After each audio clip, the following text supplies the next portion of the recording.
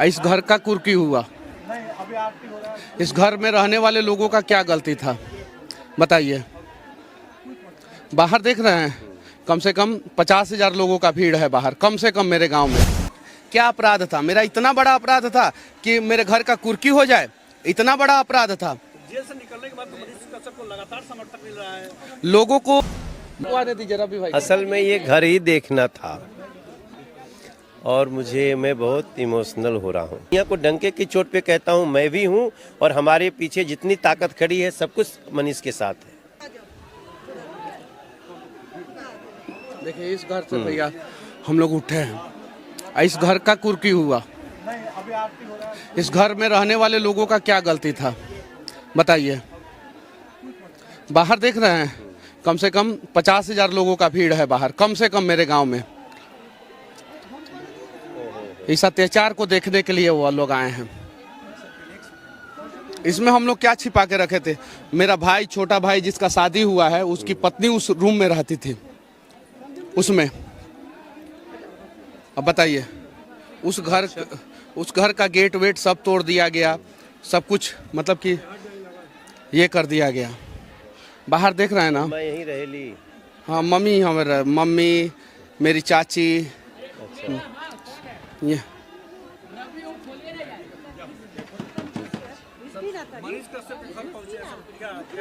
रवि भाई को आने दीजिए।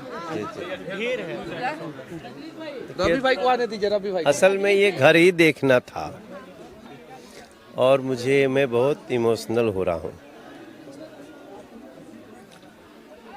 क्योंकि इस घर को देखने के बाद मनीष का एक और परिचय मिलता है। और ये मुझे पता चला था कि ये घर कुर्की हुआ था। वो घर भी देखने का जो इच्छा था वो पूरा हुआ और यहाँ आकर के जो तकलीफ झेला है मनीष ने वो भी पता चल रहा है। तो हमारी कोशिश यही थी कि एक बार हम इनके गांव चलें, इनके परिवार से मिलें, माताजी से मिलें। हम गांव के लोगों का प्यार देख रहे हैं और पूरा यहाँ से लेके मैं दिल्ली से बनारस, बनारस से पटना, पटना से यहाँ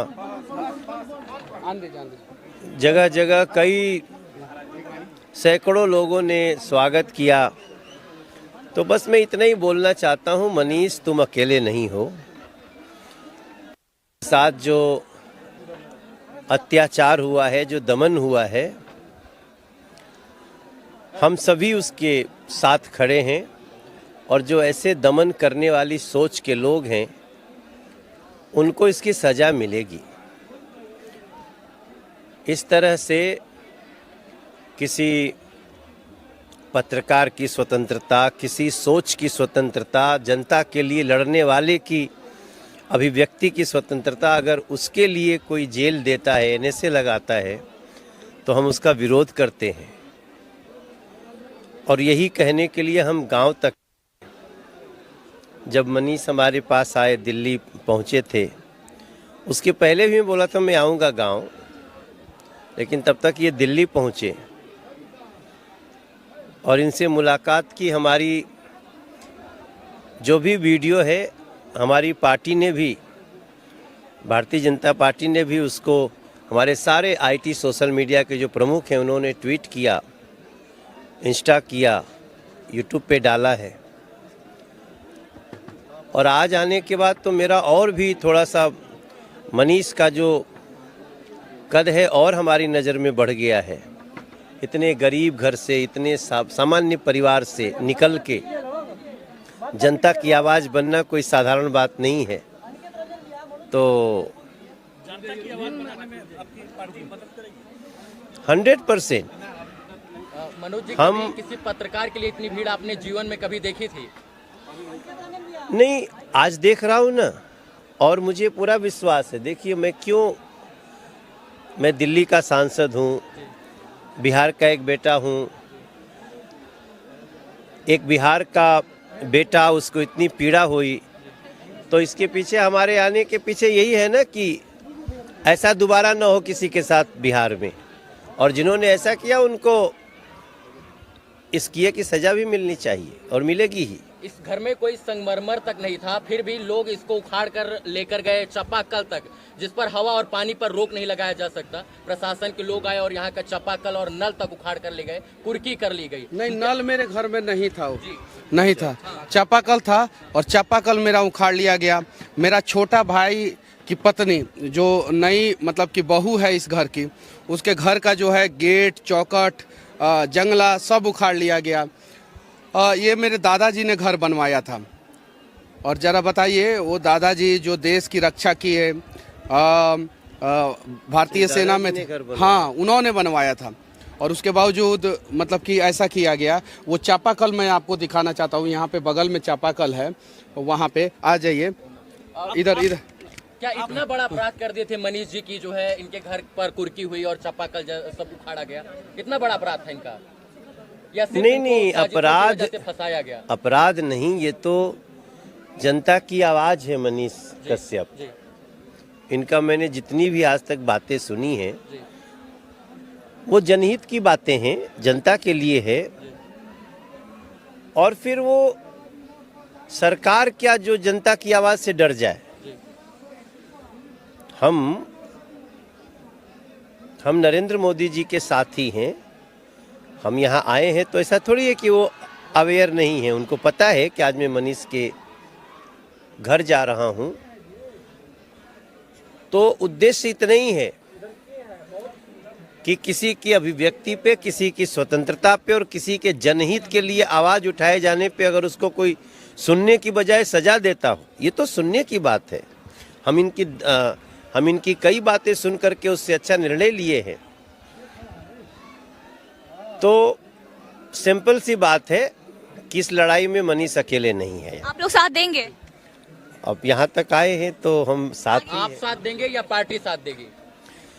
हम जब यहाँ तक आए हैं तो अब मनीष अकेले नहीं है। आने वाले दिनों में माना जाएगा कि मनीष जी बीजेपी के साथ होंगे। अब ये तो देखिए, मैं एक पत्रकार हूँ, मैंने 5000 वीडियो बनाया है। इनके सामने मैं कह रहा हूँ, 4000 वीडियो मैं बीजेपी शासित प्रदेशों में घूम घूम के बनाया हूँ। नरेंद्र मोदी जी से भी कड़वे सवाल पूछा, अमित शाह जी से भी पूछा, इन लोगों से भी पूछा, बीजेपी के बहुत सारे सांसद हैं बिहार में, उनसे भी पूछा। उन लोगों ने कभी मेरे घर का कुर्की नहीं किया। उन लोगों ने कभी जो है मुझे दबाने का प्रयास नहीं किया, मुझे सताने का प्रयास नहीं किया। उन लोगों ने मेरे घर का कुर्की जो है बिहार में किन लोगों ने करवाया है आपको पता है।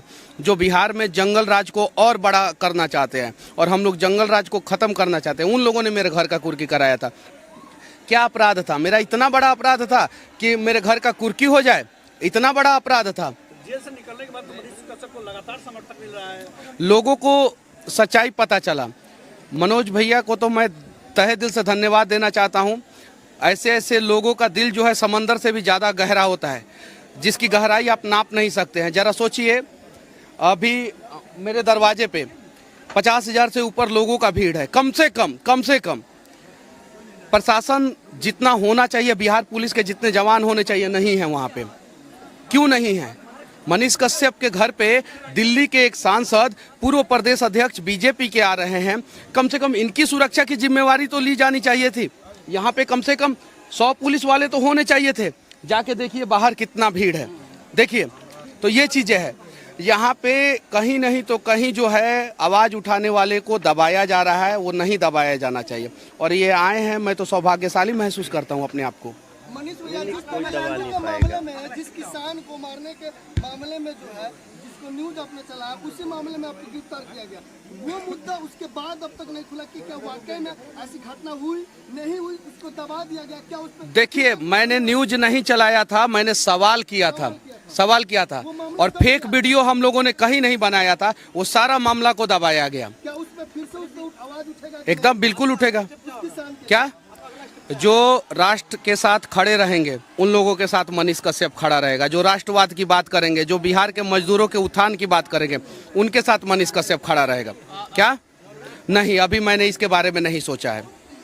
मनीष जी ने एक भागलपुर के सुल्तानगंज में मनोज जी एक पुल था, उसकी भविष्यवाणी की थी कि 1 साल के अंदर ये पुल गिर जाएगा। मनीष जी जेल गए और 8 से 5 महीने के अंदर वो पुल जो है फिर से गिर गया, धड़धड़ा कर गिर गया। 1400 करोड़ रुपए की लागत से 1750 करोड़ रुपए की लागत से। बिहार सरकार ने उसके ऊपर एक्शन लेने से पहले जो है इनके यहाँ उस पर एक्शन लेना उन्होंने उचित नहीं समझा। इनके घर की कुर्की करवाना उचित समझा ना। इन्होंने मर्डर किया था और बिहार में 6-6, 7-7 मर्डर करने वाले लोगों के घर की कुर्की नहीं होती है। क्या अभिव्यक्ति की आजादी अब नहीं रही? यानी कोई बोलेगा तो उसके घर पर बुलडोजर चलेगा अब? ऐसा करने वाले अपराधी हैं जी।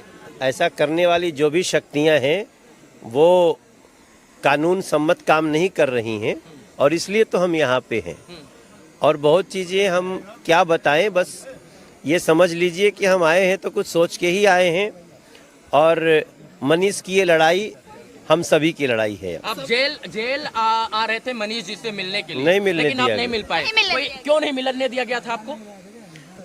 अब यही तो बातें हैं जो बिहार की जनता को भी पता चलनी चाहिए। जी। मैं मनीष से जिन परिस्थितियों में मिलने जा रहा था, जी। मिलना आवश्यक था। मैंने पत्रकार को समाचार देने के लिए, न्यूज देने के लिए एनएसए लगाया जाना हम तो पहली बार सुने हैं। जी। तो हम इसलिए खड़े हैं कि अब मनीष कश्यप कोई मात्र एक व्यक्ति नहीं है, वो एक आंदोलन है और उसको थमने नहीं दिया जाएगा।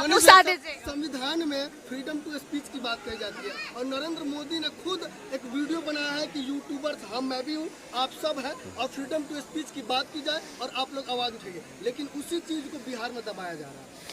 हम दबने नहीं देंगे, इसलिए तो हम आज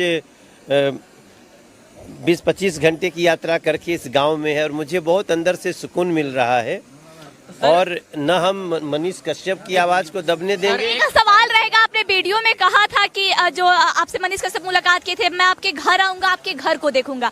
आप उनके घर को देख के भावुक क्यों हो रहे हैं?